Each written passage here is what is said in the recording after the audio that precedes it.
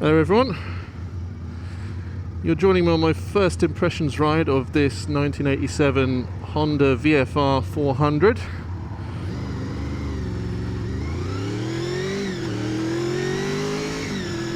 It's not a full review, it's just a literal presentation of the bike to let you know a little bit about it and to tell you how it feels to ride and to let you know what the plans are for it for the future, because it does need a little bit of work.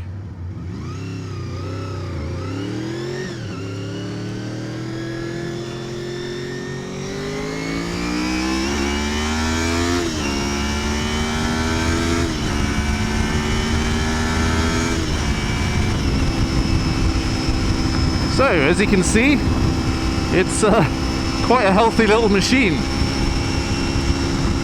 It accelerates well, it's very light, and it's in relatively good condition considering the age and the amount that I paid for it.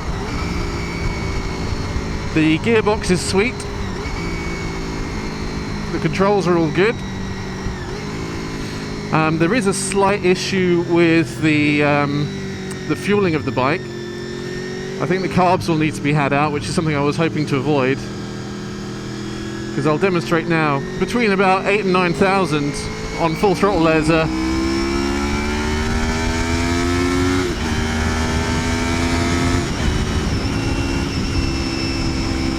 well, I didn't really do it that time actually.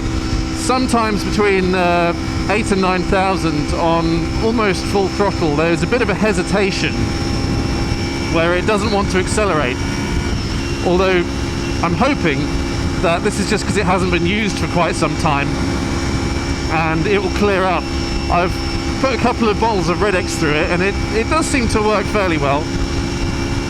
But to take the carburetors out of this bike and to put them back together is a bit of a pain in the arse.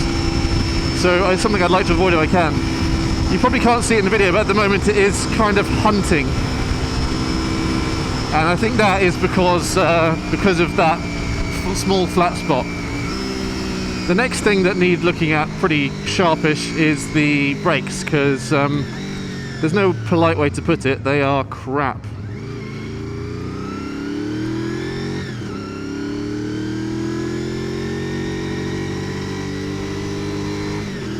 I think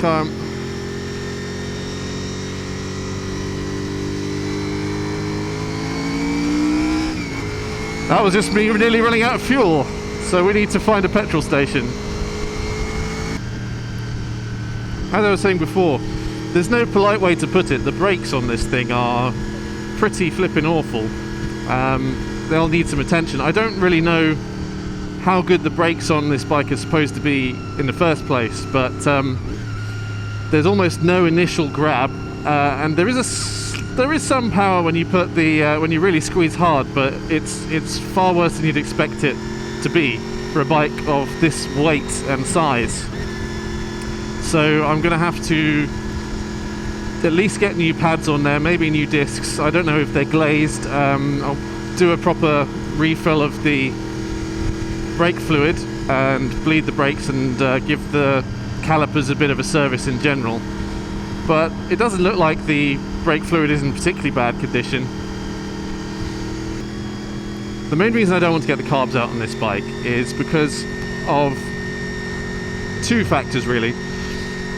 The engine first is very small, so access is quite hard, and being a V4 it operates with two of the carbs inlets are pointing one way and the other two are pointing directly opposite, and it's quite fiddly to get the carburetor bank back on without fouling up one of the intake boots and causing an air leak. I have had to track down some new intake boots because I wouldn't want to put these old ones off and then try and put them back on, because it probably would result in some cracking and an air leak. And that brings me on to another disadvantage of this bike, and that is finding parts. Getting genuine rubber intake boots is quite expensive. You have a choice between the Chinese replicas for about £8 or some genuine Honda items for about £64, which I have actually reached into my pocket and paid.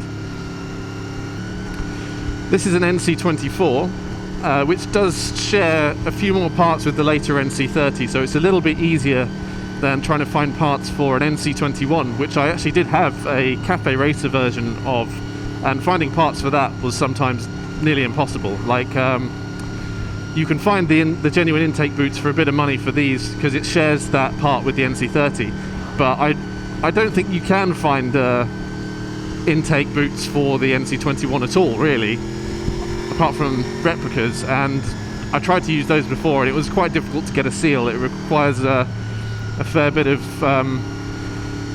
grease and ingenuity to make it seal properly, and then you sort of lose the idle if you don't get the seal correct.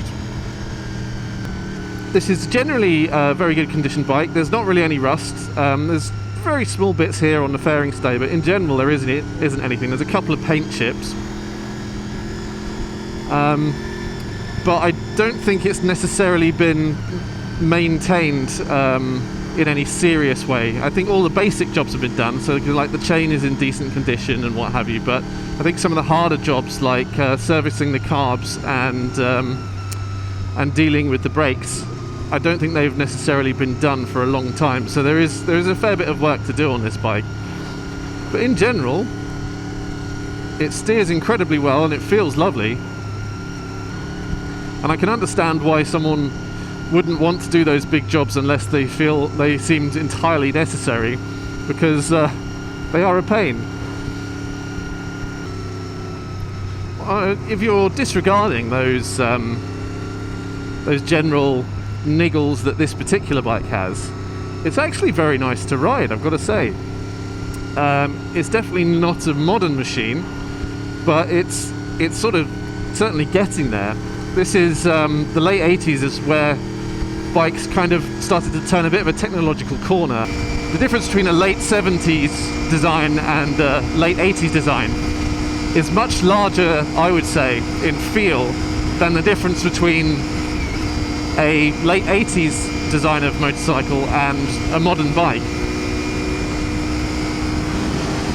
There's my friend on a CB750 cafe racer there.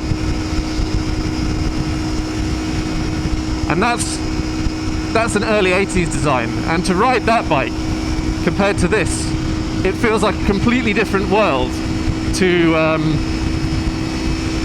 what it's like to ride this versus, say, a completely modern bike or a later modern bike like my Blackbird or a Bandit, say.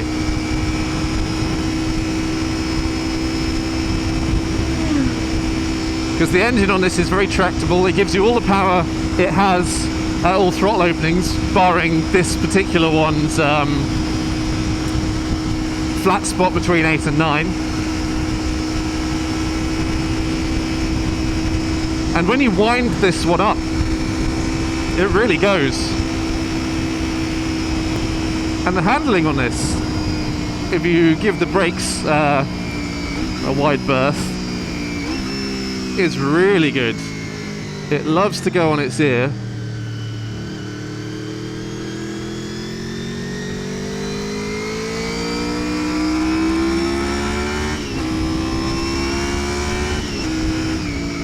And it just carries an enormous amount of corner speed. And despite these thin tyres, because it's so lightweight, it feels very stable, and it doesn't feel like you're leaning very far to get a lot of corner speed. Being such a small capacity, 400cc, there's obviously not much power low down, but for a 400cc, it's pretty damn tractable, I've got to say. Like, it will accelerate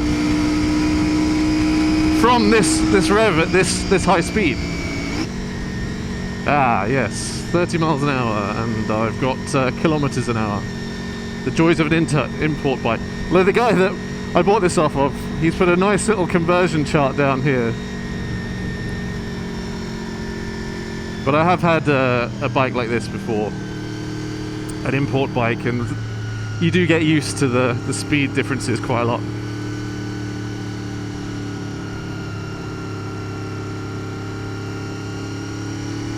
But yeah, the engine is incredibly smooth.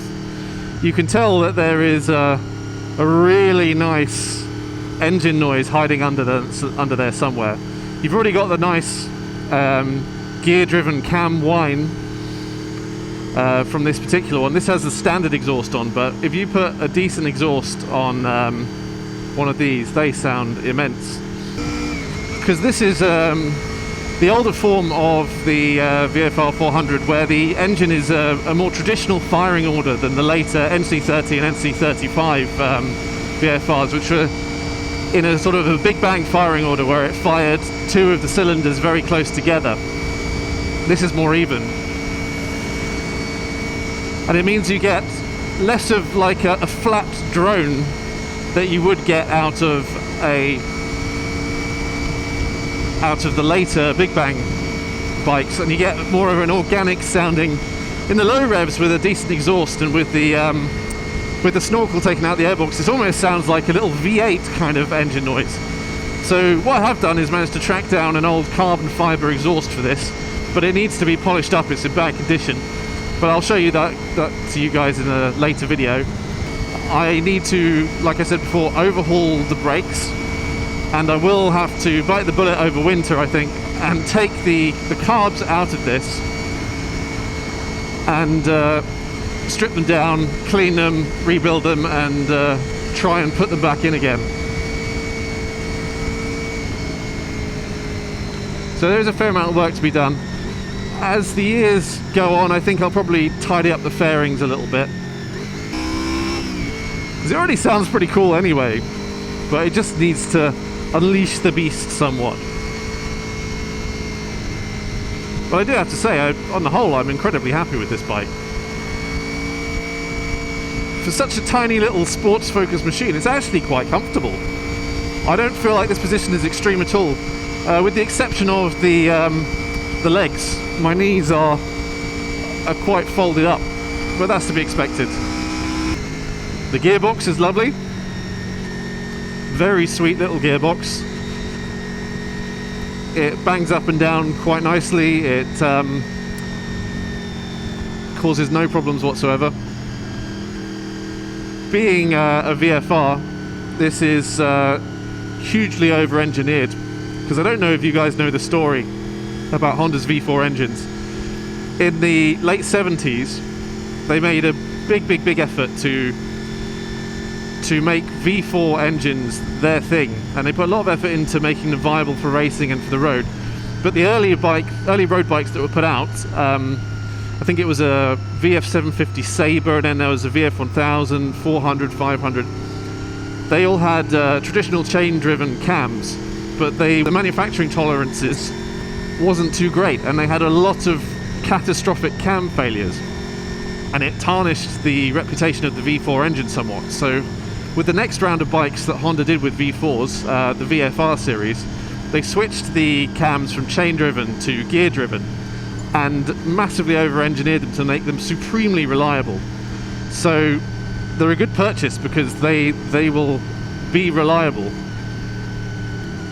And it also gives them that very characteristic whine that makes even a small bike like this feel pretty classy, quite refined.